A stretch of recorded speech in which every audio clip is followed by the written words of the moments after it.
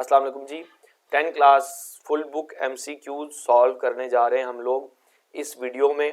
तो कोशिश करेंगे कि जल्दी से जल्दी प्रॉपर रीजनिंग के साथ आपको सारे MCQs समझा दिए जाएं जो बुक के बैक एंड पे मौजूद होते हैं।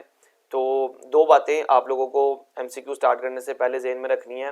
वो ये कि देखें, कुछ बच्चे होंगे जिनकी अंडरस्टैंडिंग स्पीड बहुत अच्छी होगी, तो हो सकता है मैं जो जिस स्पीड से बोल रहा हूँ वो स्पीड आपको स्लो या नॉर्मल लगे, तो उसका इलाज यूट्यूब ही आपको फराहम करता है।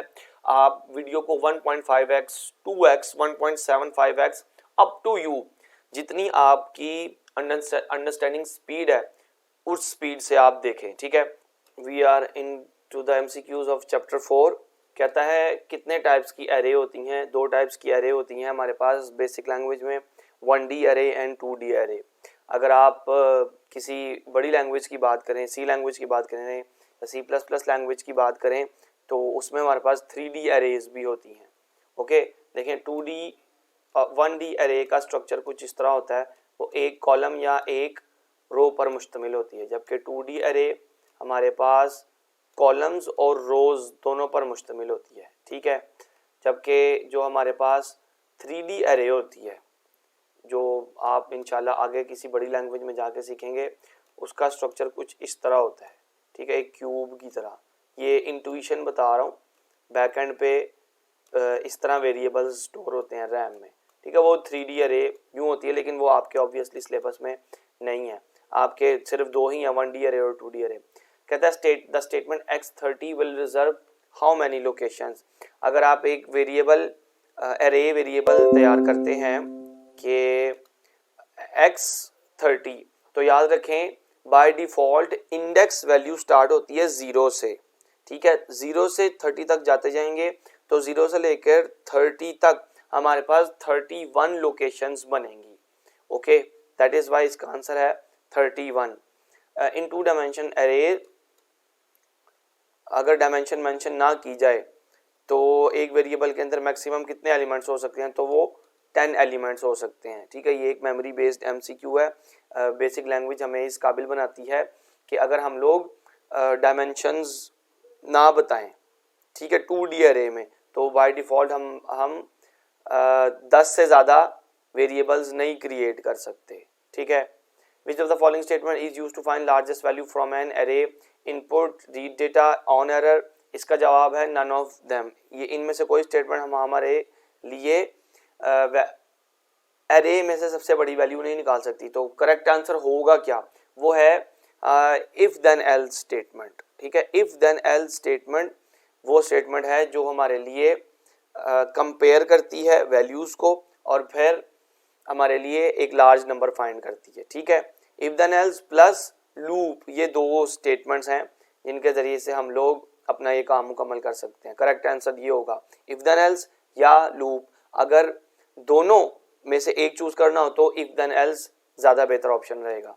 Which of the following is not a valid subscript. तो एरे का ये भी सेंटेक्स ठीक है, ये भी सेंटेक्स ठीक है, ये भी ठीक है, ये वाला ठीक नहीं है। सबस्क्रिप्ट नेगेटिव में नहीं दे सकते आप बेसिक लैंग्वेज में। Okay, an element of an array is mentioned bye it's subscript. Obviously subscript क्या होता है, एक दफ़ा मैं जल्दी से बता दूं आपको।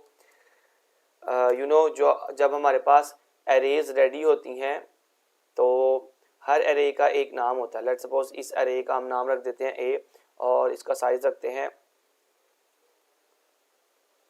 इसका साइज होगा 4, ठीक है। यहाँ पे मैंने स्टोर करवाया 99, यहाँ पे मैंने 999, यहाँ पे मैंने 1000 स्टोर करा दिया, यहाँ पे 111 और 7, ठीक है। अब लेट्स सपोज मैंने इस 7 को इस 1000 में प्लस करना है, तो मुझे लिखना पड़ेगा A sub 2 plus A sub 4, ठीक है। मतलब 7 और 1000 का मुझे ये सबस्क्रिप्ट वैल्यू के जरिए इनकी एक्सेसिबिलिटी करनी पड़ेगी। दैट इज वाई अगर आपने एरे के किसी एक वेरिएबल को एक्सेस करना है, किसी एक एलिमेंट को एक्सेस करना है, तो आपको उसके सबस्क्रिप्ट की जरूरत पड़ती है। Dimension statement uses dim statement जो है, या डायमेंशन स्टेटमेंट है, वो डिम का DIM का कीवर्ड यूज करती है, ठीक है।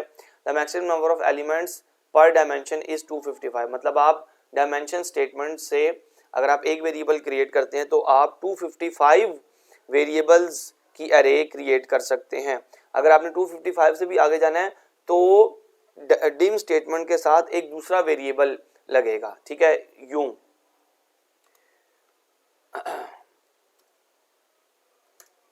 आपको लिखना पड़ेगा डिम, ठीक है, एक वेरिएबल ए बनाया, एक अरे वेरिएबल ए बनाया, ठीक है, और फिर अगर आप 255 से आगे जाना चाहते हैं तो आप एक दूसरा वेरिएबल रखें, उसका नाम आप कुछ भी रख सकते हैं। वो तमाम रूल जो वेरिएबल को नाम देने के लिए होते हैं वो तमाम इस अरे को नाम देने के लिए भी होते हैं। तो इससे क्या होगा, एक अरे बनेगी 255 वेरिएबल्स की ए जिसका नाम होगा, और एक दूसरी बनेगी 255 वेरिएबल्स की ही जिसका नाम बी होगा, ठीक है। लेकिन जो मैक्सिमम आप बना सकते हैं एक वेरिएबल से वो 255 वैल्यू ही है।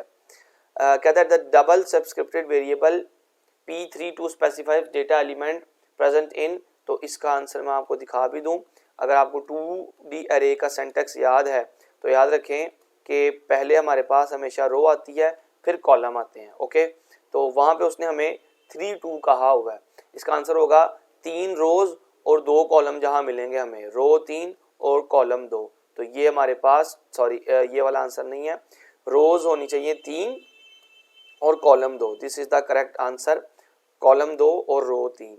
Line the statement dim C3050। अब देखें एक डायमेंशन स्टेटमेंट के जरिए से 2D अरे डिफाइन की हुई है जिसमें रोज 30 और 50 कॉलम्स हों, ठीक है।